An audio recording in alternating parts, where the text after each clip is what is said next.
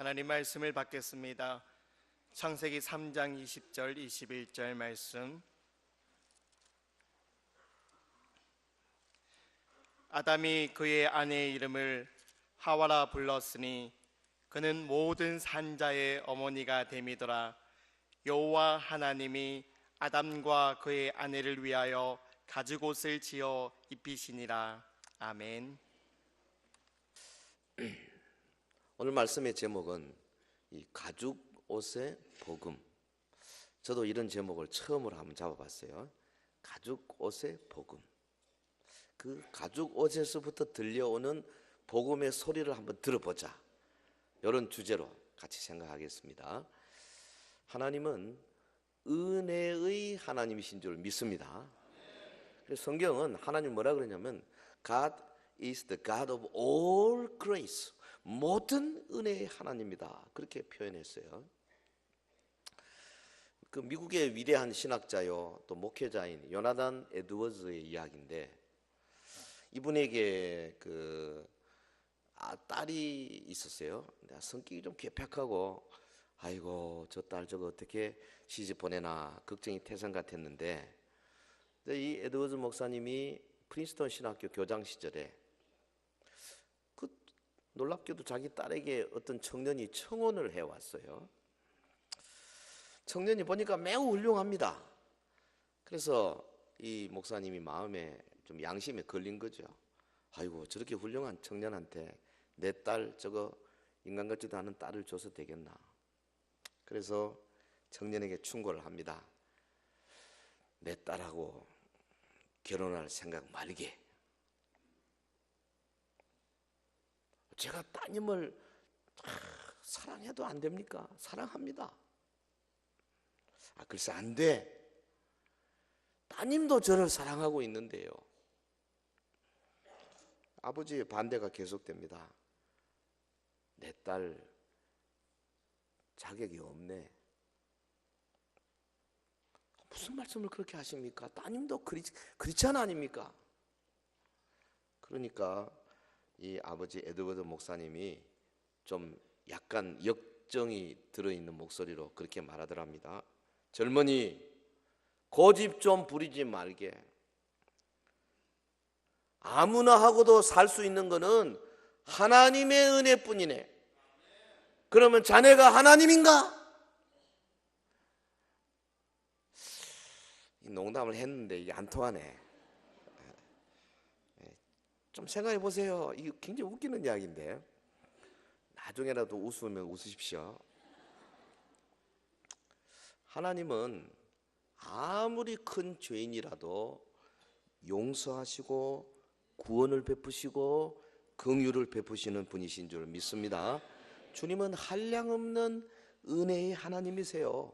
하나님의 본성이 얼마나 선하신지 몰라요.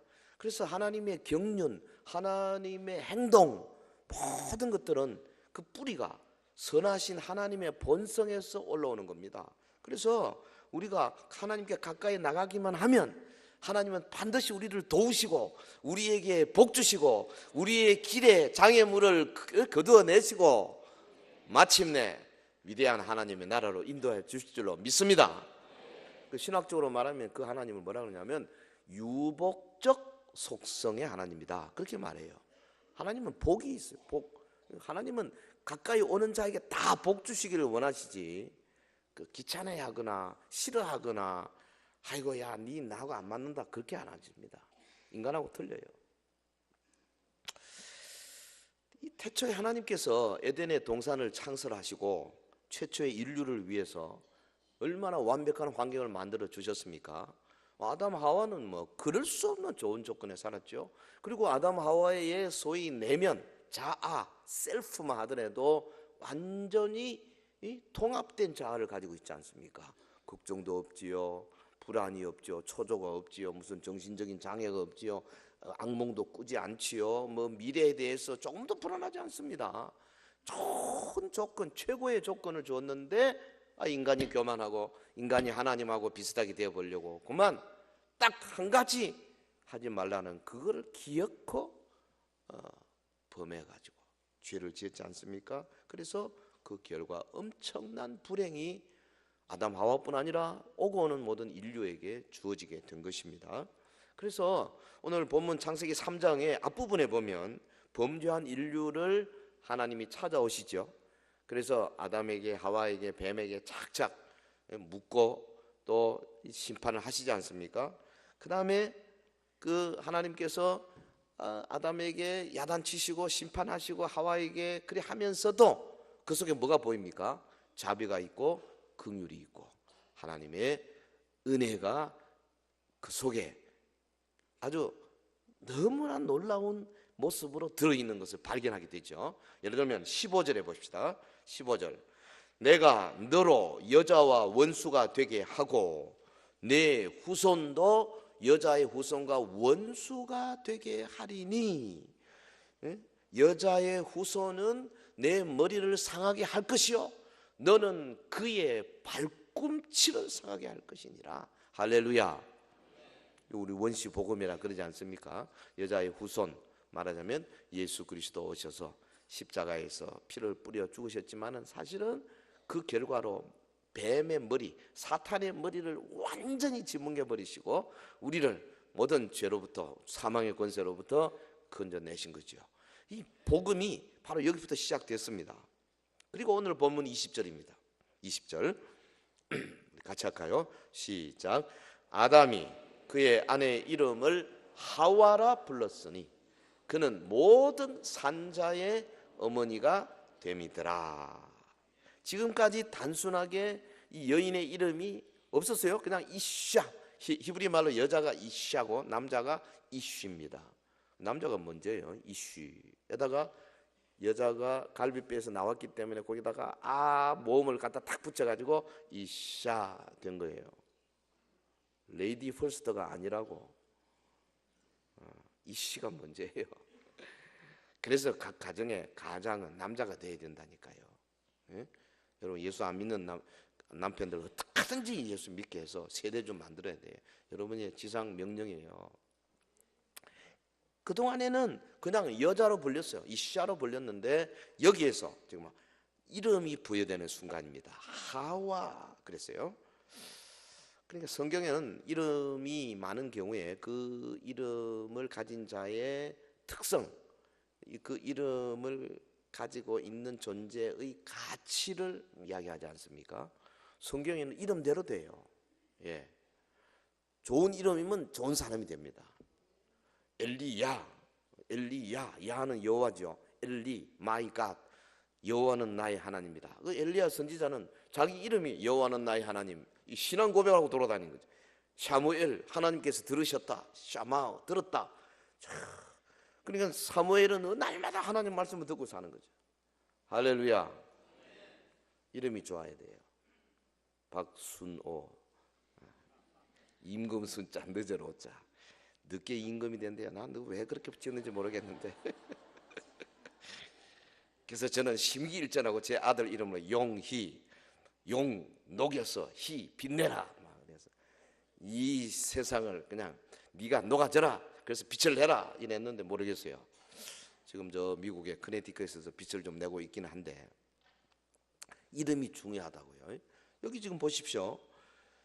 뱀의 꿰매 빠져 선악과를 따먹고 남편에게도 먹게 하고 그래서 인류로 하여금 고난과 죽음의 굴레를 쓰게 한 죄의 원흉이죠 여자가. 근데 그 원흉에게 이름을 뭐라 붙였냐면 하와 이렇게 붙였어요. 아담이요 얼마나 믿음이 좋은지 모릅니다. 보십시오. 하와라는 이름이 뭐냐면 동사 살다는 동사 하이야. 요거 목구멍 끓는 소리입니다. 했던데 카야의 명사형입니다. 하와. 발음이 잘 안 되네 오늘. 하와. 한번 해볼까요? 시작. 목구멍이 좀 끓어야 된다니까요. 한 번 더 시작. 하와. 좋은 이름이에요. 하와. 왜냐하면 살다에서 나온 이 명사이기 때문에 이게 생명이란 뜻이에요. 아니 죄의 원흉입니다. 저 여자 때문에 완전히 망해버렸는. 그런데 아담이 하나님으로부터 창세기 3장 15절 말씀을 들었지 않습니까? 저 여자가 앞으로 잉태하고 계속해서 낳아서 마침내 후손이 나타나서 뱀의 머리를 짓뭉갤 것이다. 온 인류의 죄값을 치를 것이다. 아담이 완전히 하나님의 약속을 믿어버린 겁니다. 네? 사실요, 참 아담은 대단합니다. 사탄의 권세를 부숴버린다는 15절의 은혜 언약의 약속을 믿기가 쉽겠습니까? 아담이 뭐 여자하고 아직까지 부부관계도 안 했을 때인데, 그리고요 그 아담이 뭐 여자가 임신한 거 본 적이 없거든요. 배불러 온 거 본 적이 없습니다. 애를 해산하는 거 본 적이 없어요. 애가 우는 소리를 들어본 적이 없습니다. 여자의 후손이라는 개념 자체가 처음이에요. 그럼에도 불구하고 하나님이 말씀 딱 하니까 그냥 그대로 믿지 않습니까? 할렐루야. 그리고 아담이 이 이름을 하와, 생명, 그렇게 붙였어요. 자신의 아내가 여자의 후손을 낳음으로 영원한 생명을 이을 것을 굳게 믿은 거죠. 그래서 이를 소망하는 심정으로 자기 아내의 이름을 하와라 붙이는 이 아담, 우리 할아버지 아담의 믿음이 대단하죠. 아담이 믿음 없는 게 아니에요. 그래가지고 어떻게 됐습니까? 이 예언적 이름을 가진 하와를 통해서 지금 생명의 맥이 이어지고 있잖아요. 그래서 믿음으로 영생의 축복을 받은 성도들에게까지 오늘 이 하와 생명이 지금 전해져 내려오고 있지 않습니까?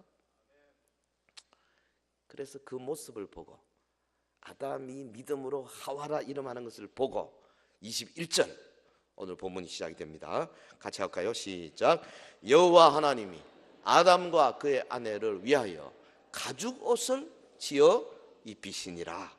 하나님께서 범죄한 인간들을 에덴 동산에서 추방하시는데 그 가죽 옷을 지어 입힌 사실, 이걸 보면 하나님이 죄는 미워하는데 사람은 미워하지 않으십니다.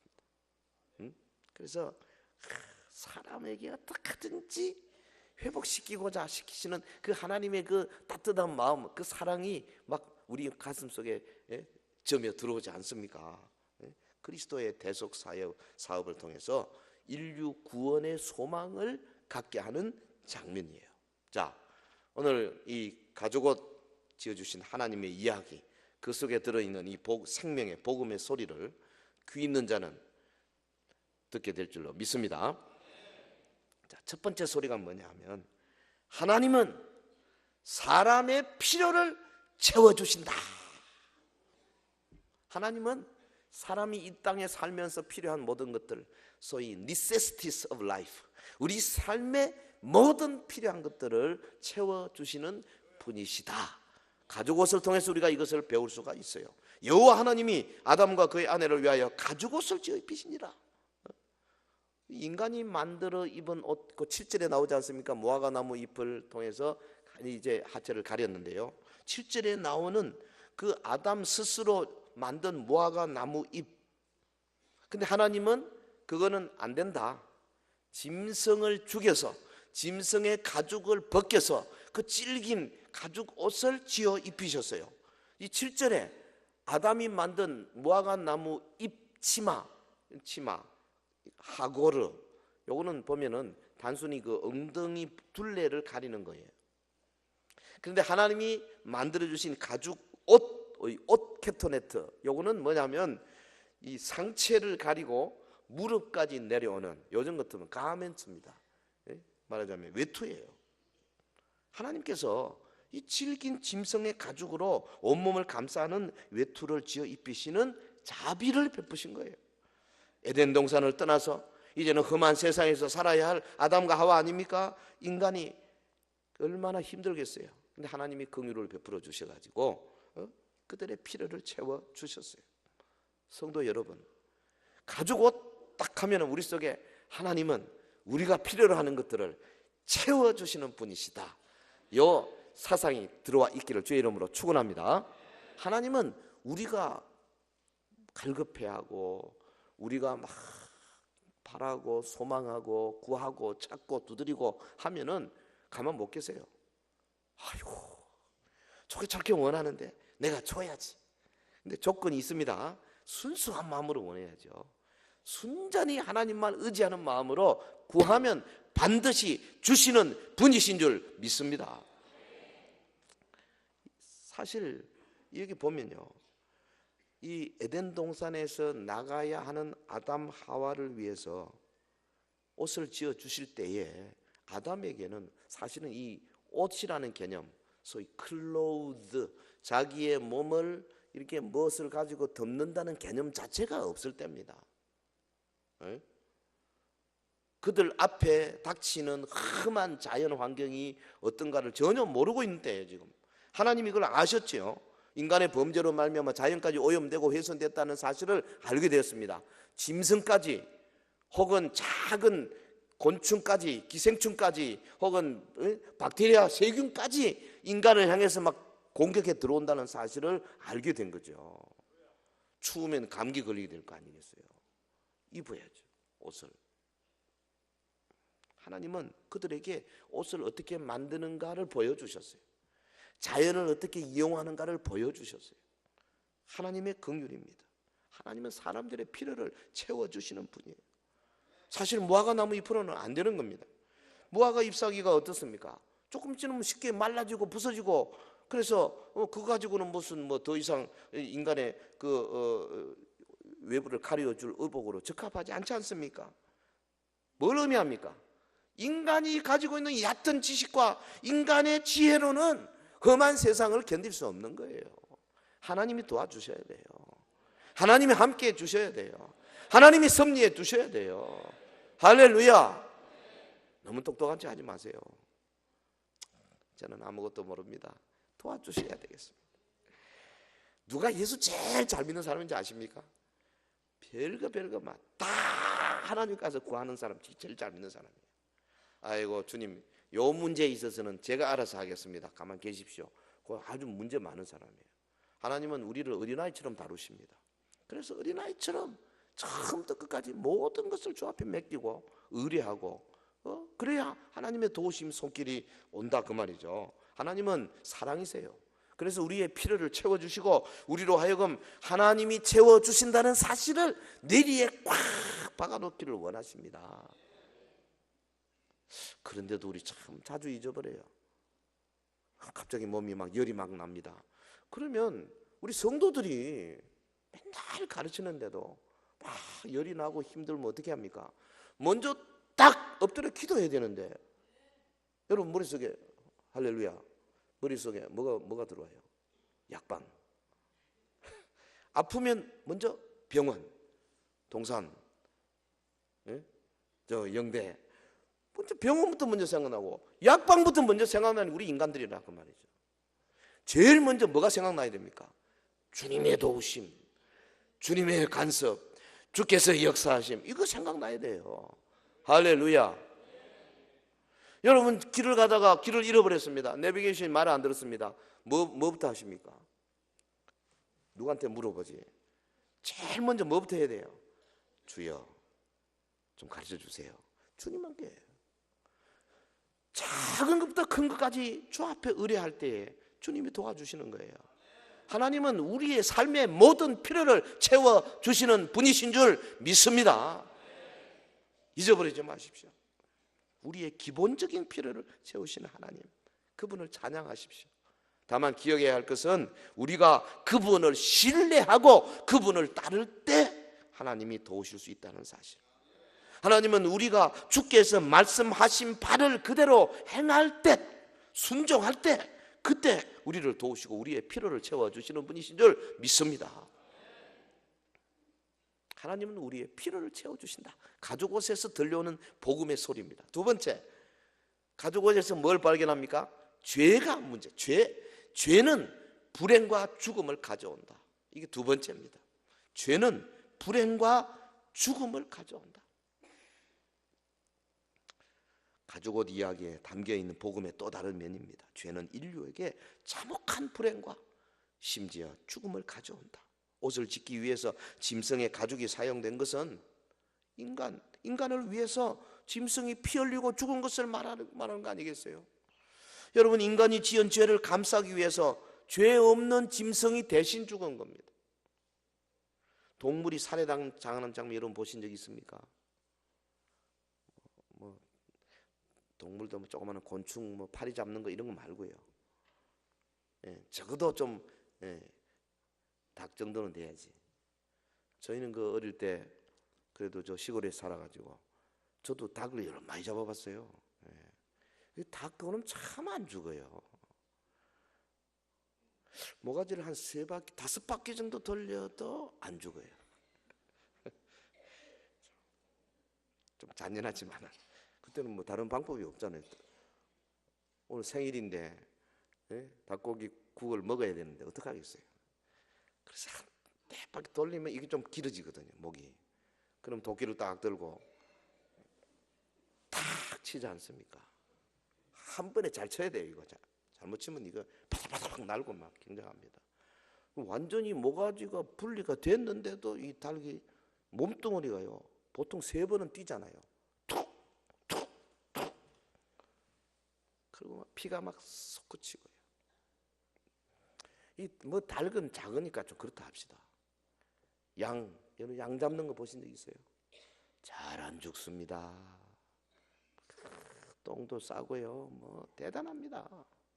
소는 뭐 말로 다르고 요즘은 다 기계로 하니까 뭐 그렇지 않지만요. 예전에 저는 그 이스라엘 백성들 제사장들 참 고생했다고 싶어요. 제사장은 백정도 그런 백정이 아니에요. 이거는 뭐 큰 소를 잡는데요. 그 소가 잘 죽습니까? 그거 잘 안 죽습니다. 동물의 우는 소리, 솟구치는 피, 그 모습을 보면 막 가슴 아프고요. 맨날 밤 꿈에 나타나잖아요. 예? 아담 하와가 그렇게 평화롭고 완벽한 환경 속에 살다가 자기 지은 죄 때문에 짐승이 죽는 장면을 보고 아마 깜짝 놀랐을 겁니다. 거기서 많은 걸 배웠을 거예요. 인간이 지은 죄가 죽음을 가져오는구나. 동물 왕국뿐 아니라 그것 때문에 온 우주가 혼돈과 무질서 속으로 빠져들어갔지 않습니까? 그 속에서 아담 하와는 죽음의 의미를 깊이 깨닫게 된 거죠. 우리도 곧 죽는구나. 이걸 따먹으면 정령 죽으리라 말씀하신 것처럼 우리도 죽는구나. 오직 하나님을 신뢰하는 길 외에는 다른 길이 없는구나. 여러분, 인간의 범죄가 얼마나 무서운 결과를 가져왔는지 몰라요. 죄는 반드시 불행을 가져오고 죄는 반드시 사망으로 이끌어요. 여러분은 가정에 행복한 가정이지만은 이 악한 영의 세력이 들어와 가지고요.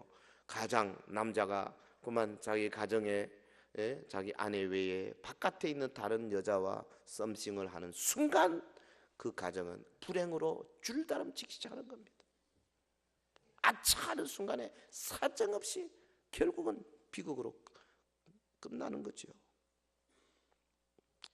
죽음 앞에 이 모든 인류가 무릎을 꿇게 되는 것이 이 죄 때문 아니겠어요?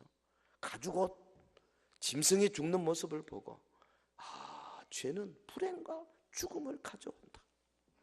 이거 뼈저리게 느껴야 돼요. 죄 안 됩니다.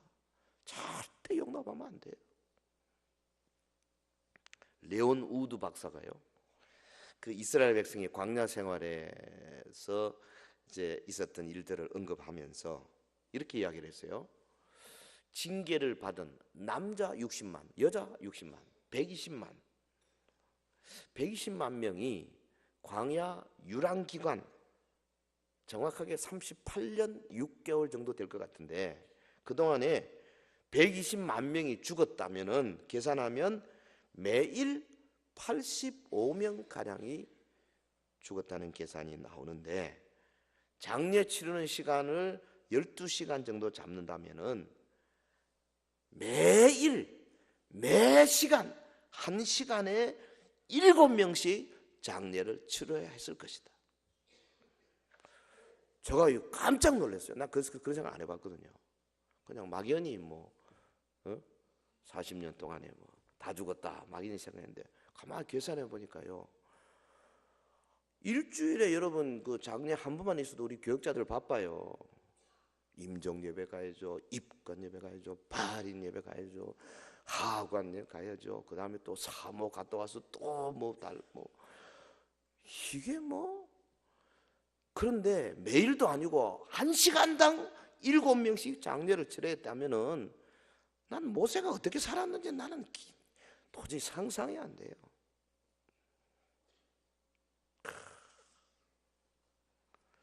이게 뭘 말합니까? 이와 같은 그 남아있는 사람들에게 하나님께 대한 반역의 죄의 결과가 얼마나 참혹하냐 하는 것을 보여주는 겁니다. 여러분, 그래서요, 가데스 바네아의 사건은 하나님을 거역하는 사람과 앞으로 다가오는 세대의 불신앙의 무리들에게 하나님에 대한 불신앙의 결과가 얼마나 크다 하는 것을 보여주는 큰 경고가 되는 거예요. 인류 역사에 아마 가장 참혹한 사건을 들라 한다면 저는 그 히틀러가 유대인들을 학살한 사건을 들 수 있다 생각하는데요. 그 제럴드 라이틀링거라는 사람이 독일 사람인데 히틀러에 대해서 쓴 글에 이런 게 있어요. 한 580여만 명 유대인을 학살하기 위해서 히틀러가 가스실을 만들어 가지고 집단 학살을 자행했지 않습니까? 라이틀링거가 수백 명의 유대인들이 발라벗긴 채로 그 가스실로 들어갈 때는 뭐 완전히 이 몸에 있는 털을 다 밀고 그렇게 해서 이 가스실로 막 다 옷 벗기고 이러고 들였잖아요. 그래가지고 가스실로 들여보내준 후에 한꺼번에 죽어 나오는 장면을 이렇게 묘사하고 있습니다. 제가 물 한 번 먹고 해야 되겠어요. 잠시 후에 가스실에 들어간 유대인들은 가스가 새어나오는 것을 보고 느끼고 서로 모여들면서 작은 창문이 달린 거대한 철문을 거세게 두드리며 몸부림치게 된다. 철문 앞에서 그들은 서로 핥히고 치고 받으면서 결국은 끈적끈적한 피를 뿌리며 피라미드처럼 시체로 쌓이게 된다. 25분 후에 전기 펌프식의 배출기가 가스로 가득 찬 실내의 공기를 제거하면 거대한 철문이 열리고 고무장화와 가스 마스크를 쓰고 호스를 손에 든 유태인 모범수들이 들어간다. 그들이 처음에 하는 일은 피와 오물을 제거하는 것이었다. 그 다음으로 시체를 올가며 갈고리로 떼어내어 금을 찾거나 독일 사람이 전략 물자로 간주하고 있는 이빨과 머리털을 뽑는 소름 끼치는 일이 시작된다. 그 일을 한 다음에 그 시체들은 들것이나 화차에 실려 용광로로 옮겨져 태워진 후에 분쇄기로 들어가 아주 고운 재로 변하여 화물 트럭으로 솔라강 하류에 뿌려졌다.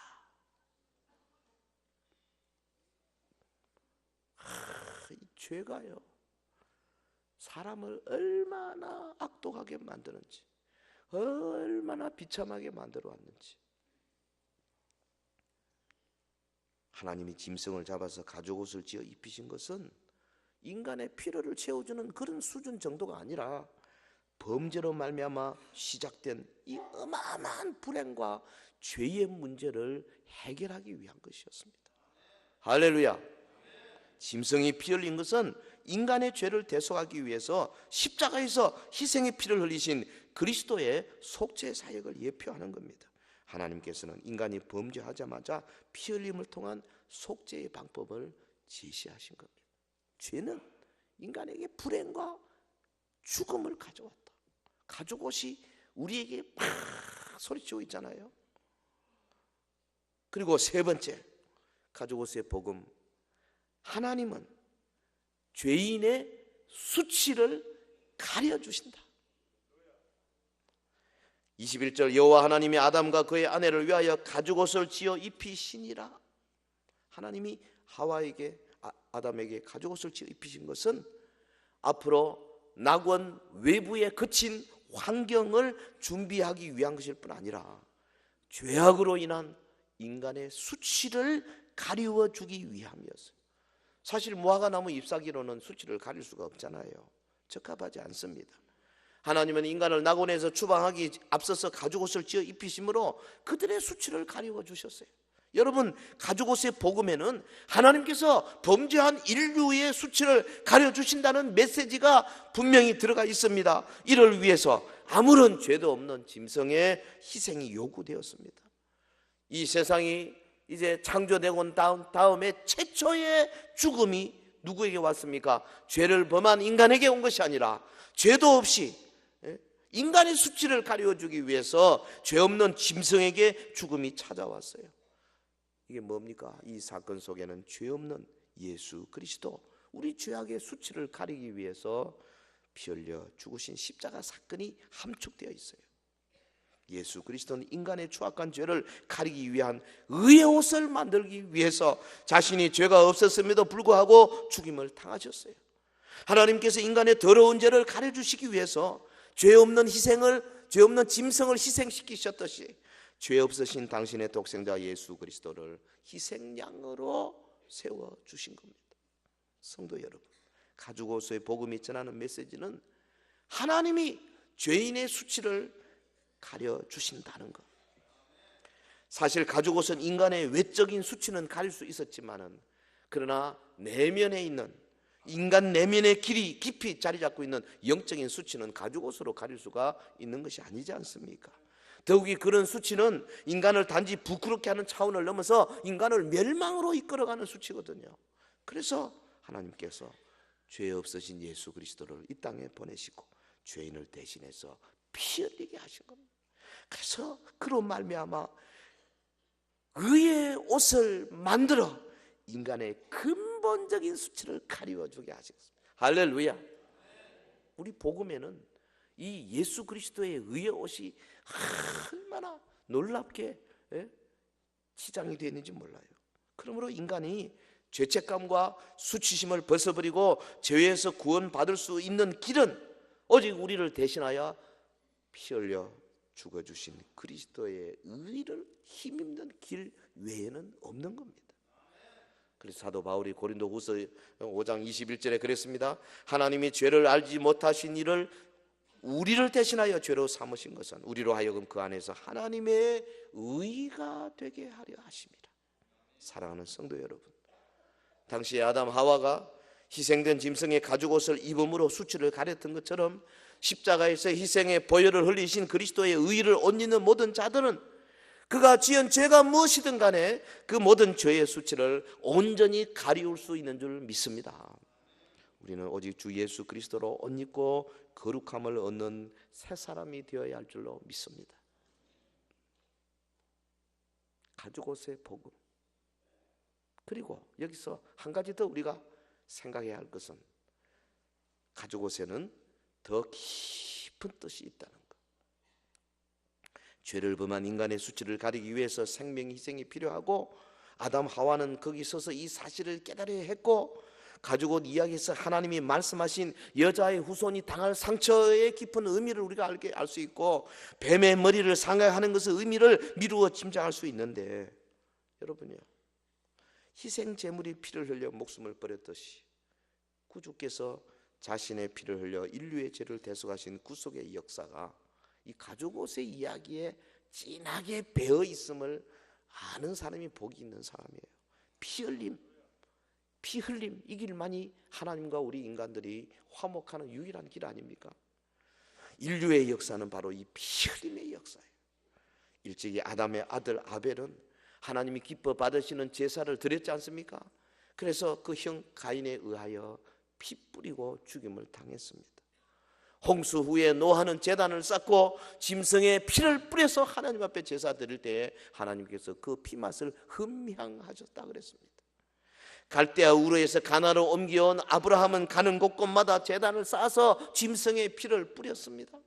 여러분, 광야 이스라엘 백성이 매일 성막에서 아침 저녁으로 번제단에서 짐승의 피를 뿌려 제사를 드렸고, 이스라엘이 가나안에 들어가서 수백 년 동안에 수없이 드렸던 번제와 속죄제와 속건제와 화목제와 이 모든 짐승의 피들, 특별히 솔로몬 성전에서 흘려졌던 그 엄청난 소 2만 2천 마리, 양 12만 마리나 생축의 피를 흘려서 그 화려한 성전을 온 피바다로 만들었던 그런 사건들을 생각할 때마다, 그리고 마침내 갈보리 십자가 위에 달려서 우리를 위하여서 이마에서 양손 양발에서 선지 피를 흘려서 마침내 하나님의 의를 이루셨던 예수 그리스도의 십자가의 보혈, 가죽옷부터 시작해서 하나님께서 그 장구한 피의 이야기들을 이제 시작하시는 거예요. 아담과 하와는 처음부터 이 모든 것이 시작이 되는 가죽옷 사건을 통하여서 하나님의 구원의 경륜을 배웠습니다. 하나님이 장차 여자의 후손을 통하여서 인류를 구원해 내시리라. 그래서 이 사실을 자기 아들들에게 열심히 가르쳤습니다. 아벨에게 가르치고 셋에게 가르치고, 비록 가인이 그 길로 나갔지만은 그러나 아벨을 보십시오. 부모로부터 물려받은 신앙의 깊이를 짐작할 수 있지 않습니까? 그가 하나님 앞에 하나님이 기뻐 받으시는 제사를 드릴 수 있었던 것은 그 아담의 교육 때문 아니겠어요? 하나님께 나아가는 유일한 길은 희생의 길이고 피 흘림의 길입니다. 사랑하는 성도 여러분, 지금은 우리가 사순절 중간쯤 가고 있지 않습니까? 우리 개신교에서는 사순절을 특별히 어떤 리터지로 지키지는 않지만은, 그러나 이제 곧 고난주간이 오고 부활절이 올 것입니다. 주님의 그 고난을 생각하면서 여러분 가죽 옷의 복음을 통하여 이제 우리도 하나님 앞에 흠없이 설 수 있는 이 자신감을 가져야 할 것입니다. 우리가 예수 그리스도를 신뢰하여 우리의 삶 전체를 주님 앞에 내맡길 때 하나님은 이것을 의로 여기신다고 하셨습니다. 우리가 온 몸과 마음을 다하여 주 앞에 헌신할 때 하나님은 우리 앞에 필요한 모든 것들로 넉넉히 채워주실 줄 믿습니다. 그리고 하나님은 우리를 예수 그리스도의 장성한 분량으로 성장시키고자 하시는 겁니다. 주님의 그 모습으로 성장시키고자 하신다 이 말이죠. 그래서 사도 요한이 하나님이 우리에게 요구하시는 것을 이렇게 말했어요. 그가 우리를 위하여 목숨을 버리셨으니 우리가 이로써 사랑을 알고 우리도 형제들을 위하여 목숨을 버리는 것이 마땅하니라. 수준 높이 올라갈 때에 형제들을 위하여 내 온 삶을 드릴 줄 아는 사람이 최고의 신앙인지. 저는 최근에 그 어떤 이 인터넷에 떠도는 이야기 중에 참 가슴 아픈 이야기를 한번 보고요. 제가 그냥 마음에 막 맺힌 게 있어가지고 그걸 그대로 받아서 제 블로그에다가 올려놨습니다. 김아무개 선교사님 북한 선교하겠다고 나서가지고 열심히 했죠. 그런데 이제 잡혔잖아요. 북한에 들어가서 얼마 전에 방송에 나왔잖아요. 자기가 잘못을 회개하고 김정은 정권에 충성하고, 그까지는 또 그렇다 합시다. 그동안에 자기와 같이 일했던 사람들 이름을 다 불어가지고 전부 잡혀가지고 처참하게 처형돼 있잖아요. 여러분, 선교도요 영웅심으로 하는 거 아니에요. 목숨을 걸고 형제들을 위하여 목숨을 버리는 것이 마땅하니라. 죽을 각오를 하고 뛰어들어야 되지. 좀 남다고 하니까 무슨 유행 따라서 선교하는 게 아니라고 말이에요. 아차하면은 연약하기 때문에 사람이 넘어질 수가 있는 거죠. 성장해야 합니다. 장성해야 합니다. 우리같이 부족한 사람을 위해서 예수 그리스도 죄 없으신 분이 친히 희생양 되시고 피 뿌려 죽으심으로 우리를 위하여 모든 죄의 수치를 가려 주시고 우리가 필요한 모든 것들을 다 채워주시고 장차 영원한 나라로 인도해 주실 약속을 주셨지 않습니까? 우리의 남은 생에 여러분 자신뿐 아니라 주변의 다른 형제 자매들을 위해서, 대구 땅을 위해서, 한국교회를 위해서, 북한에 사랑하는 우리 지하교회 15만 지하교회 성도들을 위해서, 40만 50만 탈북 난민들을 위해서 한번 멋지게 살다가 가야 안 되겠어요? 여러분에게 우리 모두가 다 이런 믿음으로 내게 주은 직분에 충성하는 우리 온 성도들 되시기를 예수 이름으로 축원합니다.